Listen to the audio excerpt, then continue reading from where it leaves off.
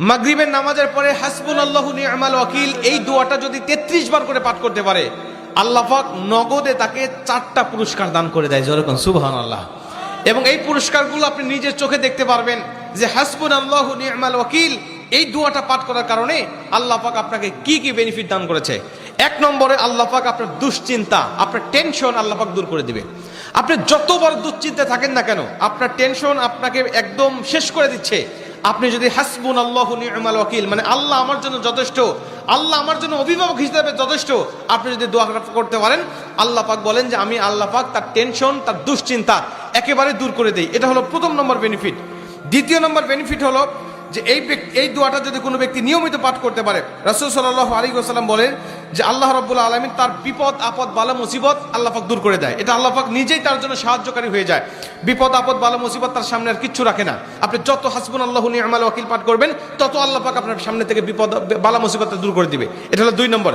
3 নম্বরে নবীজি সাল্লাল্লাহু আলাইহি ওয়াসাল্লাম বলছেন, যে ব্যক্তি হাসবুনাল্লাহু নি'মাল ওয়াকিল বেশি বেশি পাঠ করবে, আল্লাহ রাব্বুল আলামিন সে যদি কারোর দ্বারা জুলুম শিকার হয়ে থাকে, সে মাজলুম, তার উপরে কেউ জুলুম করেছে, তার উপরে কেউ কষ্ট দিয়েছে, তাকে এই কষ্টটা সে পেয়ে আল্লাহ পাকের কাছে হাসবুনাল্লাহু নি'মাল ওয়াকিল পাঠ করেছে, আল্লাহ পাক বলেন নিজেই আমি ওই মাজলুমের পক্ষে হয়ে যাই, জালিমের বিপক্ষে আমি আল্লাহ নিজের অবস্থানটা দাঁড় করা দেই। যেরকম সুবহানাল্লাহ।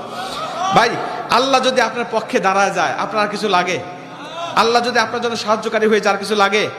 আপনাকে কোন জালিম আপনার উপর জুলুম করছে, আপনি হয়তো বা সেই জালিমের কাছে আপনি কিচ্ছু না, একেবারে তুচ্ছ, কিন্তু আল্লাহ তো তার থেকে অনেক বেশি শক্তিশালী। আল্লাহ পাক বলে যে আমি তখন ওই মাজলুমের পক্ষে দাঁড়া যাই, ওই জালিমের বিপক্ষে দাঁড়া যাই, আমি আল্লাহ আমার নিজের মতো করে আমি তখন বিচারটা শুরু করে দেই। যেরকম সুবহানাল্লাহ।